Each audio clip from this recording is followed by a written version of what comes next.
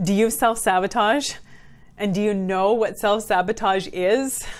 Well, by the end of this video, you will know what self-sabotage is, and you will know whether or not you do it.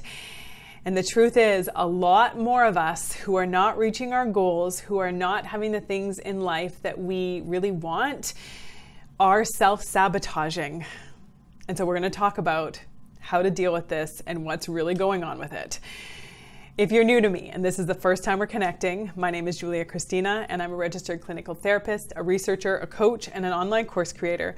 I have a master's degree in counseling psychology and I work to help men and women get through the crap that is holding them back so they can like themselves and their lives more every day. And self-sabotage can be a big crap that holds us back.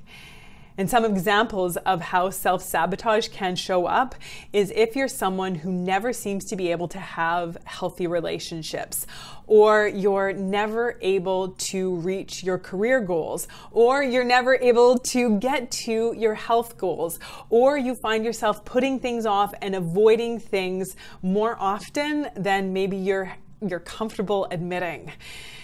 Oftentimes, self-sabotage is involved in all of those.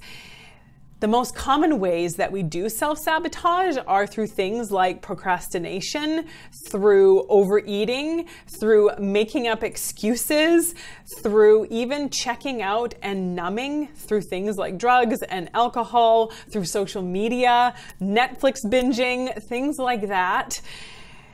Or even when it comes to relationship, picking fights when there's no real issue. Oftentimes, these are forms of self-sabotage. These are some of the most common forms of self-sabotage. When we have things in our lives that are important to us, but we are subconsciously or maybe semi-consciously doing things to prevent ourselves from getting them and having them. So why do we do it? And there are a few big reasons. I'm going to go through 5 of them here today. As we're going through them, the ones that connect with you, I want you to put in the comment section below, my eyes are opened, I had no idea, or I've been doing this one and I'm going to change my ways. Whatever it is, let us know if any of these connect with you, if you have any ahas or revelations or big mindset shifts as we're going through it. And the first reason why we self-sabotage is because of our sense of self-congruence. And that's just kind of psychological jargon that just means what we feel on the outside is oftentimes how we play out our life on the outside.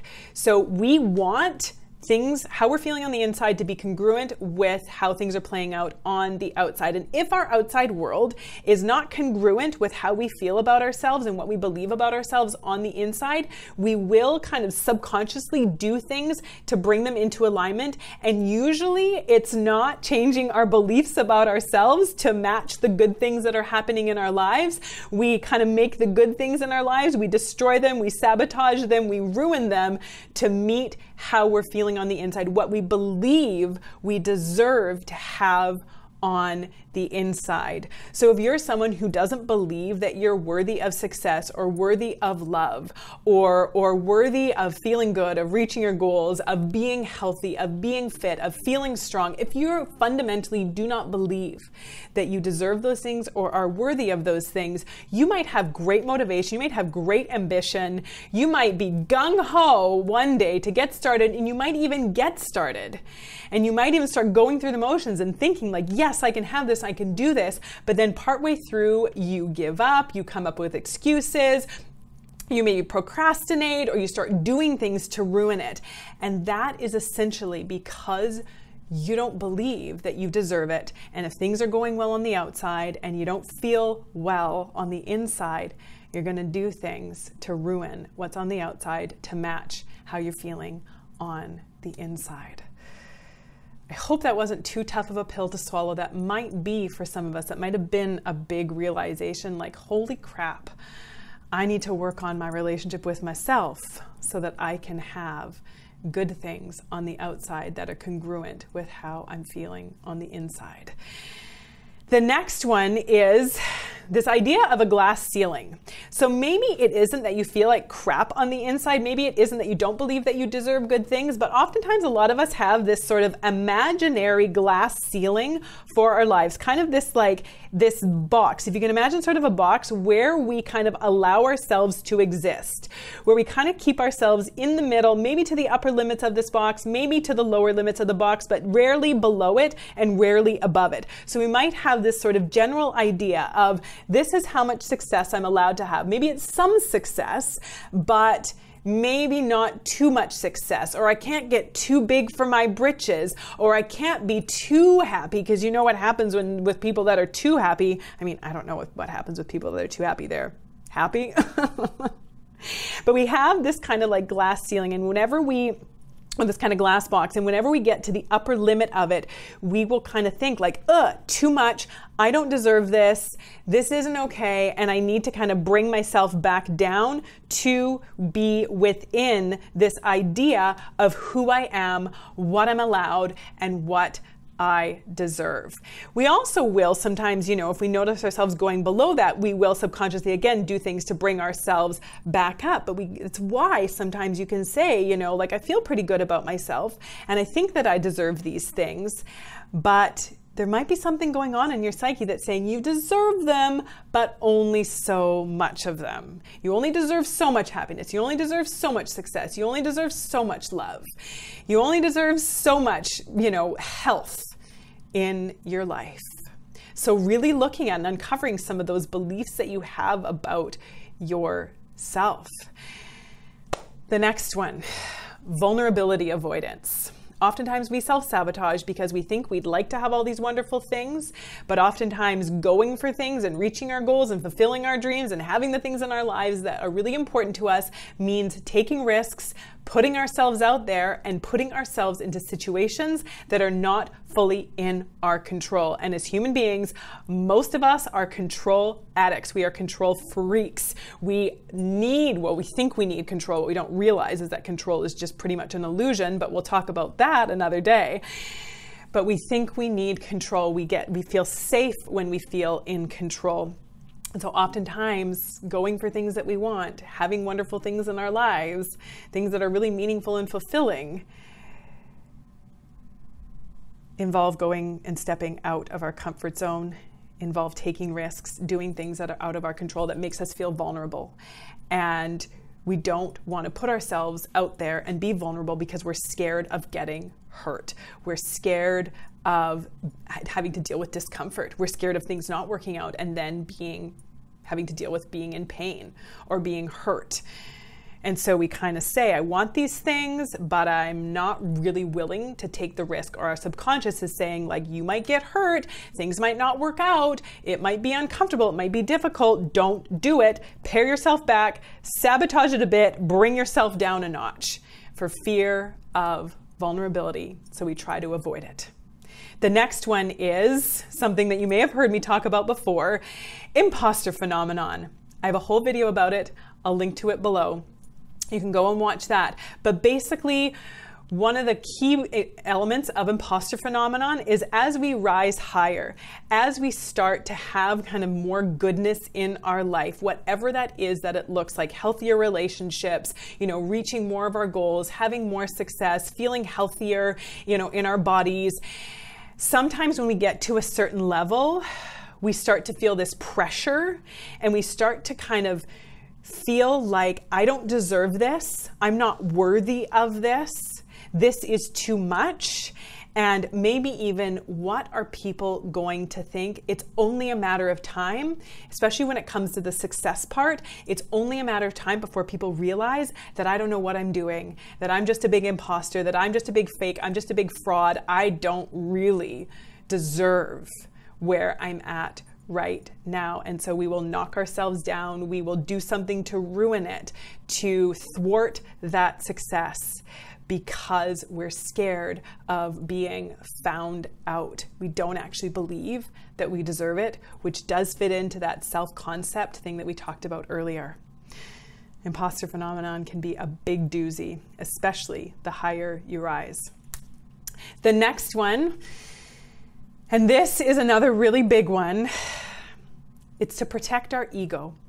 So sometimes we self-sabotage because we fear failure. Because we sometimes tell ourselves, you know, if you go for it, if you really give your all and it doesn't work out, then it's going to actually mean that you don't have what it takes, that you are a failure, that you're not good enough. But if you kind of put in like a half effort, or if you procrastinate a little bit, or if you kind of leave things to the last minute, or you kind of do a bit of a half job, then if it doesn't work out, or if you don't have success, or if you don't do it properly, if you don't reach your goals, then, well, it's because you didn't put that much effort in. It's because you didn't try all that hard. It's because you didn't really give it your all. So it's a way to protect our ego.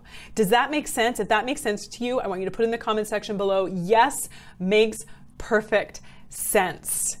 Maybe you haven't thought about that before. Maybe you didn't realize it. But oftentimes, yeah, when it comes to things like procrastinating, leaving things to the last minute, that is a way to protect our ego. Because if we go, you know, full force, full out there, give it all up and go for it, give everything we have, and it doesn't work out, we're scared that it's going to mean that we are no good, that we don't have what it takes, that we don't meet the mark, and our ego doesn't know if it can handle it. So it stops us by these self-sabotaging behaviors from ever having to potentially face that thought or those feelings, which aren't true even if we do get there. That's just a bunch of hogwash anyways. So interestingly enough, oftentimes people think that self-sabotage is a fear of success. It's actually a fear of failure. It's this fear that if we go for something, if we give our all and we come up short, it means that we are a failure. Now, I have a whole other video on what failure means and how we look at failure and how we can change our relationship with failure. And I'll link to that in the description below as well. So make sure you go and watch that one, because that is an important one. So in order to deal with self-sabotage, first of all, we have to heal our relationship with ourselves and start to believe that we are worthy of the things that are meaningful and important to us, that we deserve them and it's okay to have them, that we are worthy of having them. And then also really need to look at our relationship with failure and heal our relationship with failure, because failure, not really a bad thing. It's not a good thing or a bad thing. It's just a thing. And we make it mean something. Again, I go really into that other video. Have you done any of these? Now that I mentioned it, are there any of these that you have done? If there are, let me know in the comment section below. Let me know by saying something like, yup, been there, yup, done that, yup, now gonna start working on it. Let me know which one connected with you most, if there was one or two or three or all of them that did connect with you. But if there's one in particular that gave you a big shift, that gave you an aha, let me know in the comment section below. And I have a tool for you to help you become a little bit more self-aware and a little bit less attached to our thoughts and a little bit less caught up in all of these things that we make things mean. It's a 10-minute guided mindfulness exercise. It's an audio exercise you can do anytime, any place. I'm going to put the link below. Make sure you grab that. It's free. It's for you. It's awesome. It's helpful. It really does have an impact on our psyche. Hundreds of people have downloaded it already. I get emails and comments and messages all the time, people telling me how much they appreciate and have valued doing this exercise and the difference that it's made for them in their lives. So make sure that you grab that. Come and join my Facebook group, goodformegroup.com. Share this video out. Subscribe to the channel. Let's stay connected. Make sure you subscribe. Don't forget to do that. Do not leave without subscribing so that we can stay connected. And like the video. Did I say that? I don't know. But make sure that you like the video if you liked the video. Don't forget to give the thumbs up. Until next time, take good care.